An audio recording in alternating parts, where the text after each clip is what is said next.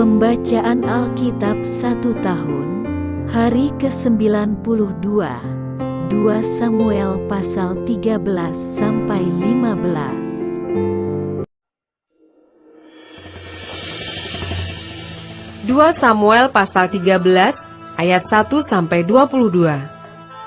Amnon dan Tamar. Sesudah itu terjadilah yang berikut. Absalom bin Daud mempunyai seorang adik perempuan yang cantik, namanya Tamar, dan Amnon bin Daud jatuh cinta kepadanya. Hati Amnon sangat tergoda, sehingga ia jatuh sakit karena Tamar, saudaranya itu. Sebab anak perempuan itu masih perawan, dan menurut anggapan Amnon, mustahil untuk melakukan sesuatu terhadap dia. Amnon mempunyai seorang sahabat bernama Yonadab, anak Simea, kakak Daud.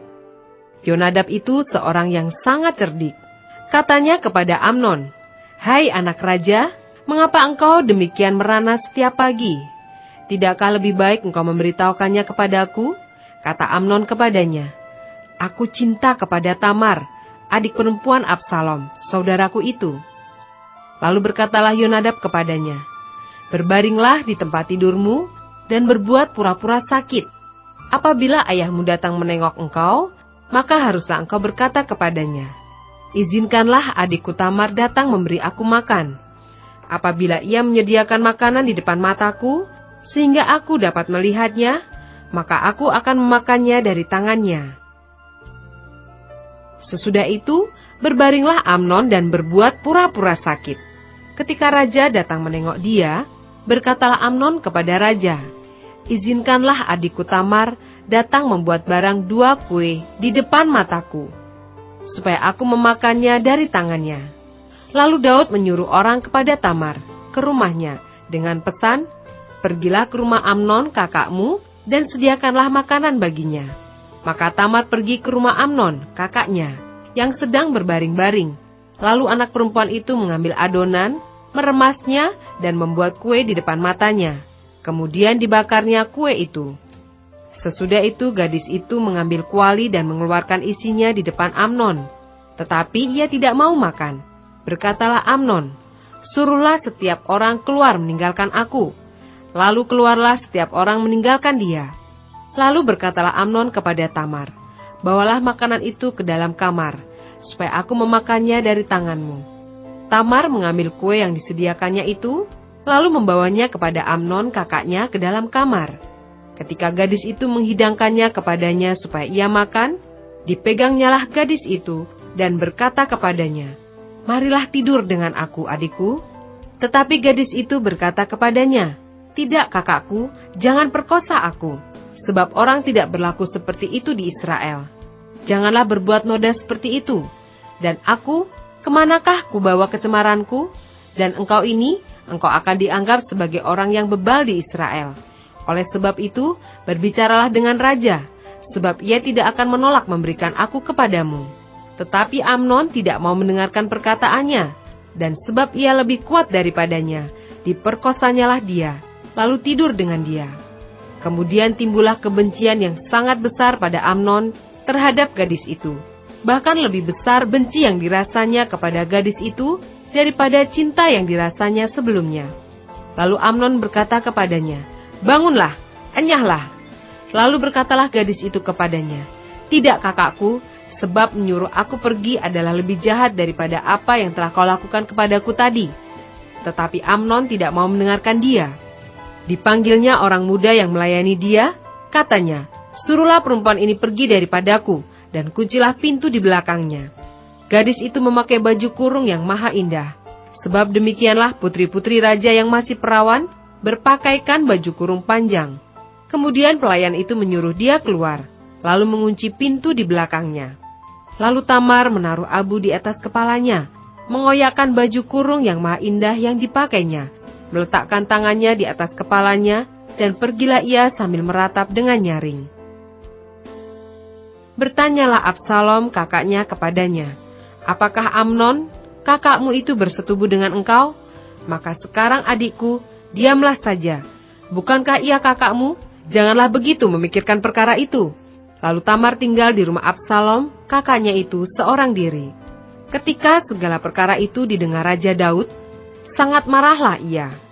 Dan Absalom tidak berkata-kata dengan Amnon, baik tentang yang jahat maupun tentang yang baik. Tetapi Absalom membenci Amnon, sebab ia telah memperkosa Tamar adiknya.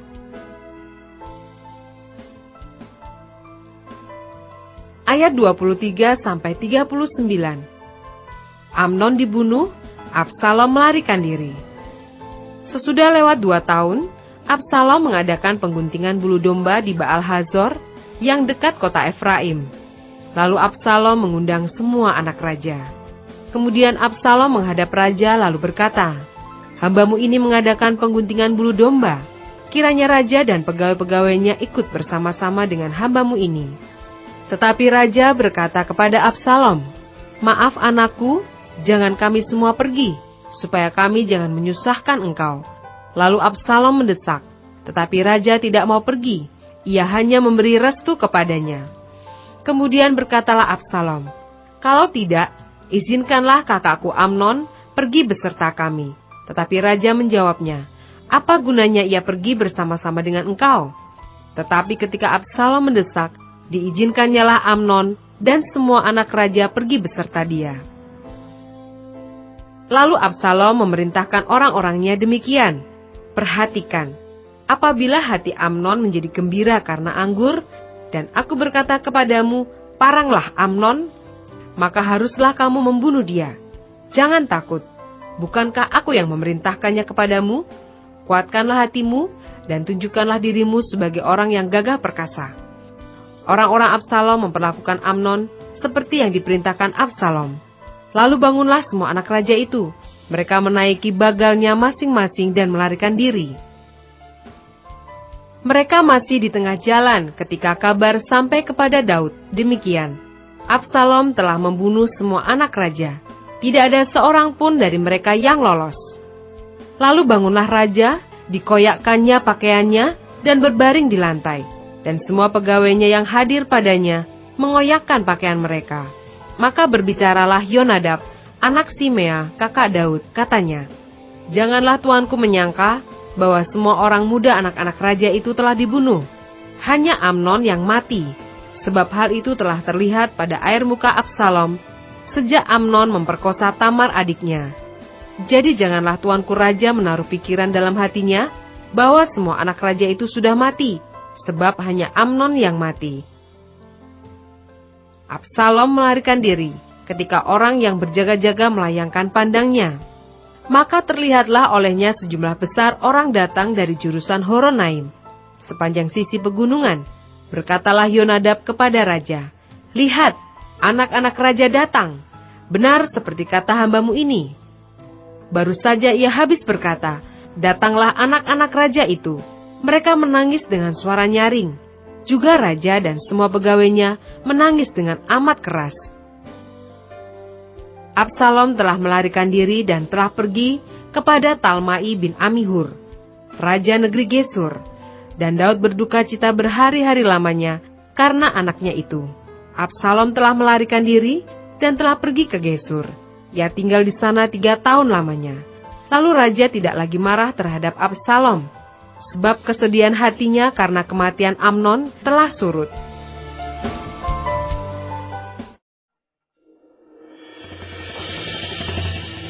Dua Samuel pasal 14 ayat 1-33. Absalom kembali. Ketika Yoab anak Seruya mengetahui bahwa hati raja merindukan Absalom, maka ia menyuruh orang ke Tekoa menjemput dari sana seorang perempuan yang bijaksana. Lalu ia berkata kepada perempuan itu, "Berlakulah pura-pura berkabung, dan pakailah pakaian berkabung. Janganlah berurap dengan minyak, dan berlakulah seperti seorang perempuan yang telah lama berkabung karena seorang mati." Kemudian masuklah menghadap raja, dan berbicaralah kepadanya seperti ini. Lalu Yoab menaruh perkataannya ke dalam mulut perempuan itu. Ketika perempuan Tekoa itu masuk menghadap raja, sujudlah ia dengan mukanya ke tanah dan menyembah, sambil berkata, "Tolonglah ya tuanku raja." Raja bertanya kepadanya, "Ada apa?" Jawabnya, "Ah, aku ini seorang janda, sebab suamiku sudah mati. hambamu ini mempunyai 2 orang anak laki-laki. Mereka berkelahi di padang, dan karena tidak ada yang memisahkan, maka yang satu memukul yang lain dan membunuh dia. Dan sekarang seluruh kaum keluarga bangkit melawan hambamu ini. Dan mereka berkata, serahkanlah orang yang membunuh saudaranya itu, supaya kami menghukum dia mati, ganti nyawa saudaranya yang telah dibunuhnya itu, dan supaya kami memunahkan juga ahli waris itu. Mereka hendak memunahkan keturunanku yang masih tersisa itu, dengan tidak meninggalkan nama atau keturunan bagi suamiku di muka bumi. Lalu berbicaralah raja kepada perempuan itu, pulanglah ke rumahmu, mengenai engkau akan kuberi perintah. Perempuan Tekoa itu berkata kepada raja, aku dan keluargaku akan menanggung kesalahan itu ya tuanku raja, tetapi raja dan tahtanya tak bersalah. Lalu berkatalah raja, jika ada orang yang mengatakan apa-apa lagi terhadap engkau, bawalah orang itu menghadap aku, maka ia tidak akan mengusik engkau lagi. Kata perempuan itu, kiranya raja ingat kepada Tuhan Allahmu, supaya si penuntut tebusan darah jangan terlalu banyak menimbulkan kemusnahan, dan supaya mereka jangan memunahkan anakku itu. Lalu berkatalah raja, demi Tuhan yang hidup, sehelai rambut pun dari kepala anakmu itu takkan jatuh ke bumi. Kemudian berkatalah perempuan itu, izinkanlah hambamu ini berkata sepatah kata lagi kepada tuanku raja. Jawabnya, katakanlah. Berkatalah perempuan itu, mengapa raja merancang hal yang demikian terhadap umat Allah? Oleh karena tuanku mengucapkan perkataan ini, maka tuanku sendirilah yang bersalah dengan tidak mengizinkan pulang orang yang telah dibuangnya. Sebab kita pasti mati, kita seperti air yang tercurah ke bumi, yang tidak terkumpulkan. Tetapi Allah tidak mengambil nyawa orang, melainkan Ia merancang supaya seorang yang terbuang jangan tinggal terbuang daripadanya. Maka sekarang aku datang mengatakan perkataan ini kepada tuanku raja, karena orang banyak itu telah menakut-nakuti aku. Sebab itu pikir hambamu ini, baiklah aku berbicara dahulu dengan raja. Mungkin raja mengabulkan permohonan hambanya ini. Sebab raja akan mendengarkan aku, dan akan melepaskan hambanya ini dari tangan orang yang hendak memunahkan aku, dan anakku bersama-sama dari milik pusaka Allah. Juga hambamu ini berpikir, perkataan tuanku raja tentulah akan menenangkan hati, sebab seperti malaikat Allah, demikianlah tuanku raja, yang dapat membeda-bedakan apa yang baik dan jahat. Dan Tuhan Allahmu kiranya menyertai tuanku. Lalu raja menjawab, katanya kepada perempuan itu, baiklah, jangan sembunyikan kepadaku apa yang hendak kutanyakan kepadamu. Kata perempuan itu, berkatalah kiranya tuanku raja. Kemudian bertanyalah raja, adakah Yoab campur tangan dengan engkau dalam semuanya ini? Perempuan itu menjawab, demi hidupmu tuanku raja, tidaklah mungkin untuk menyimpang ke kanan atau ke kiri dari segala yang tuanku raja katakan. Sesungguhnya hambamu Yoab yang memerintahkan daku. Dialah yang menaruh ke dalam mulut hambamu segala perkataan ini. Dengan maksud untuk mengubah rupa perkara itu, maka hambamu Yoab melakukan perkara ini. Tetapi tuanku bijaksana sama seperti malaikat Allah, sehingga mengetahui semua yang terjadi di bumi. Sesudah itu berkatalah raja kepada Yoab, baik, kukabulkan permohonan ini. Pergilah, bawalah kembali orang muda Absalom itu. Lalu sujudlah Yoab dengan mukanya ke tanah, dan menyembah sambil memohon berkat bagi raja. Dan Yoab berkata, pada hari ini hambamu mengetahui bahwa tuanku raja suka kepada hamba, karena tuanku telah mengabulkan permohonan hambamu ini. Lalu bangunlah Yoab, ia pergi ke Gesur dan membawa Absalom ke Yerusalem. Tetapi berkatalah raja, ia harus pergi ke rumahnya sendiri, jangan ia datang ke hadapanku. Jadi pergilah Absalom ke rumahnya sendiri dan tidak datang ke hadapan raja. Di seluruh Israel tidak ada yang begitu banyak dipuji kecantikannya seperti Absalom. Dari telapak kakinya sampai ujung kepalanya tidak ada cacat padanya. Apabila ia mencukur rambutnya, pada akhir tiap-tiap tahun ia mencukurnya karena menjadi terlalu berat baginya, maka ditimbangnya rambutnya itu 200 shikal beratnya, menurut batu timbangan raja. Bagi Absalom lahir 3 orang anak laki-laki, dan seorang anak perempuan yang bernama Tamar. Ia seorang perempuan yang cantik. Setelah Absalom diam di Yerusalem, genap 2 tahun lamanya, dengan tidak datang ke hadapan raja, maka Absalom menyuruh memanggil Yoab untuk diutus kepada raja. Tetapi ia tidak mau datang kepadanya. Kemudian disuruhnya memanggil dia lagi untuk kedua kalinya. Tetapi ia tidak mau datang. Lalu berkatalah ia kepada hamba-hambanya, "Lihat, ladang Yoab ada di sisi ladangku, dan di sana ada jelainya. Pergilah, bakarlah itu." Maka hamba-hamba Absalom membakar ladang itu. Lalu Yoab pergi mendapatkan Absalom ke rumahnya dan bertanya kepadanya, "Mengapa hamba-hambamu membakar ladang kepunyaanku itu?" Jawab Absalom kepada Yoab, "Ya, aku telah menyuruh orang kepadamu mengatakan, 'Datanglah kemari,' supaya aku mengutus engkau kepada raja untuk mengatakan, 'Apa gunanya aku datang dari Gesur? Lebih baik aku masih tinggal di sana.' Maka sekarang aku mau datang ke hadapan raja. Jika aku bersalah, biarlah ia menghukum aku mati." Kemudian masuklah Yoab menghadap raja dan memberitahukan hal itu kepadanya. Raja memanggil Absalom, dan ia masuk menghadap raja, lalu sujud ke hadapan raja dengan mukanya ke tanah. Lalu raja mencium Absalom.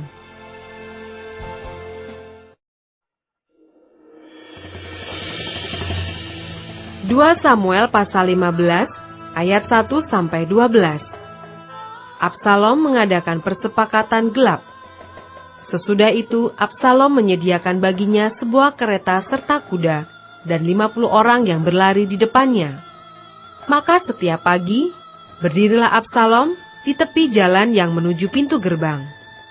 Setiap orang yang mempunyai perkara dan yang mau masuk menghadap raja untuk diadili perkaranya, orang itu dipanggil Absalom dan ditanyai, "Dari kota manakah engkau?" Apabila ia menjawab, "Hambamu ini datang dari suku Israel anu." Maka berkatalah Absalom kepadanya, "Lihat, perkaramu itu baik dan benar.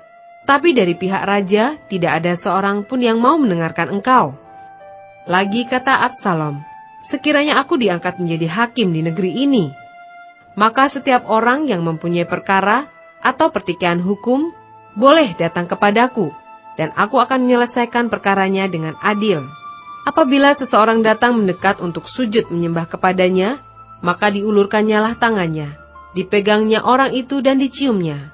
Cara yang demikianlah diperbuat Absalom kepada semua orang Israel yang mau masuk menghadap untuk diadili perkaranya oleh raja.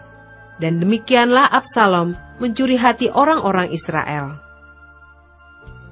Sesudah lewat 4 tahun, bertanyalah Absalom kepada raja, "Izinkanlah aku pergi, supaya di Hebron aku bayar nazarku yang telah kuikrarkan kepada Tuhan.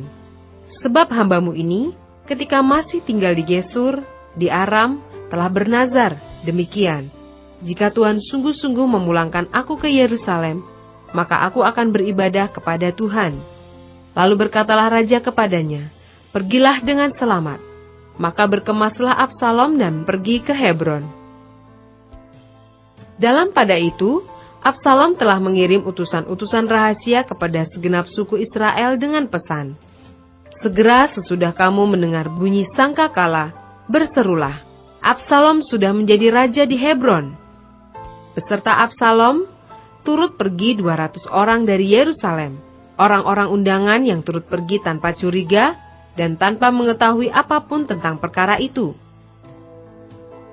Ketika Absalom hendak mempersembahkan korban, disuruhnya datang Ahitofel, orang Gilo itu, penasehat Daud dari Gilo, kotanya. Demikianlah persepakatan gelap itu menjadi kuat, dan makin banyaklah rakyat yang memihak Absalom.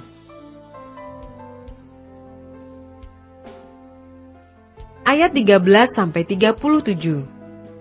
Daud melarikan diri dari Yerusalem. Lalu datanglah seseorang mengabarkan kepada Daud, katanya, "Hati orang Israel telah condong kepada Absalom." Kemudian berbicaralah Daud kepada semua pegawainya yang ada bersama-sama dengan dia di Yerusalem, "Bersiaplah, marilah kita melarikan diri, sebab jangan-jangan kita tidak akan luput daripada Absalom. Pergilah dengan segera, supaya ia jangan dapat lekas menyusul kita, dan mendatangkan celaka atas kita, dan memukul kota ini dengan mata pedang." Para pegawai raja berkata kepada raja, "Terserah kepada tuanku raja, hamba-hambamu ini siap." Lalu keluarlah raja, dan seisi rumahnya mengiringi dia. 10 orang gundik ditinggalkan raja untuk menunggui istana. Maka keluarlah raja dan seluruh orang-orangnya mengiringi dia. Dekat rumah yang terakhir mereka berhenti, sedang semua pegawainya berjalan melewatinya. Juga semua orang Kreti dan semua orang Peleti. Juga semua orang Gad, 600 orang banyaknya, yang mengiringi dia sejak dari Gad, berjalan melewati raja. Lalu bertanyalah raja kepada Itai, orang Gad itu, "Mengapa pula engkau berjalan beserta kami? Pulanglah dan tinggallah bersama-sama raja, sebab engkau orang asing, lagi pula engkau orang buangan dari tempat asalmu. Baru kemarin engkau datang, masakan pada hari ini aku akan membawa engkau mengembara bersama-sama kami, padahal aku harus pergi entah kemana. Pulanglah dan bawalah juga saudara-saudaramu pulang. Mudah-mudahan Tuhan menunjukkan kasih dan setia kepadamu." Tetapi Itai menjawab raja, "Demi Tuhan yang hidup, dan demi hidup tuanku raja, di mana tuanku raja ada, baik hidup atau mati, di situ hambamu juga ada." Lalu berkatalah Daud kepada Itai, "Jika demikian, berjalanlah lewat." Kemudian lewatlah Itai, orang Gad itu, bersama-sama dengan semua orangnya dan semua anak yang menyertai dia. Seluruh negeri menangis dengan suara keras ketika seluruh rakyat berjalan lewat. Raja menyeberangi sungai Kidron, dan seluruh rakyat berjalan ke arah padang gurun. Dan lihat, juga Zadok ada di sana beserta semua orang Lewi, pengangkat tabut perjanjian Allah. Mereka meletakkan tabut Allah itu. Juga Abiatar ikut datang, sampai seluruh rakyat dari kota selesai menyeberang. Lalu berkatalah raja kepada Zadok, "Bawalah tabut Allah itu kembali ke kota. Jika aku mendapat kasih karunia di mata Tuhan, maka ia akan mengizinkan aku kembali, sehingga aku akan melihatnya lagi, juga tempat kediamannya. Tetapi jika ia berfirman begini, 'Aku tidak berkenan kepadamu,' maka aku bersedia. Biarlah dilakukannya kepadaku apa yang baik di matanya." Lagi berkatalah raja kepada Zadok, imam itu, "Jadi, engkau dan Abiatar, pulanglah ke kota dengan selamat beserta anakmu masing-masing, yakni Ahimaas anakmu dan Yonatan anak Abiatar.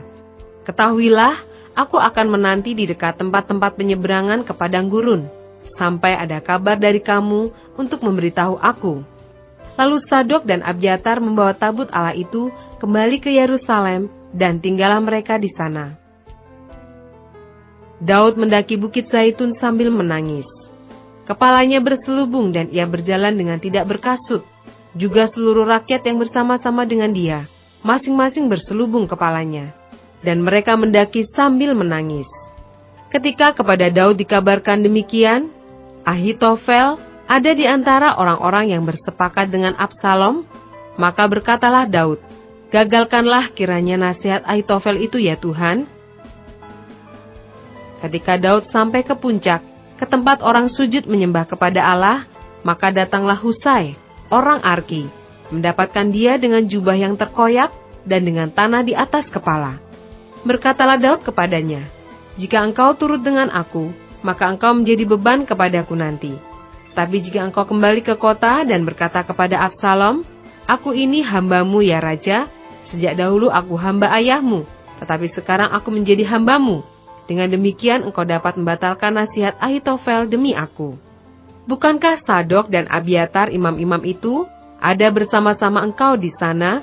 Jadi segala yang kau dengar dari dalam istana raja, haruslah kau beritahukan kepada Zadok dan Abiatar imam-imam itu. Ingatlah, di sana bersama-sama dengan mereka ada kedua anak mereka, Ahimaas anak Sadok dan Yonatan anak Abiatar. Dengan perantaraan mereka haruslah kamu kirimkan kepadaku segala hal yang kamu dengar." Dan tibalah Husai, sahabat Daud, di Yerusalem tepat pada waktu Absalom masuk ke kota itu.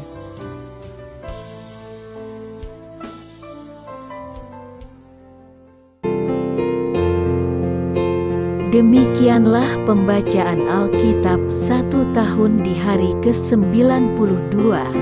Yang berbahagia ialah mereka yang mendengarkan firman Allah dan yang memeliharanya.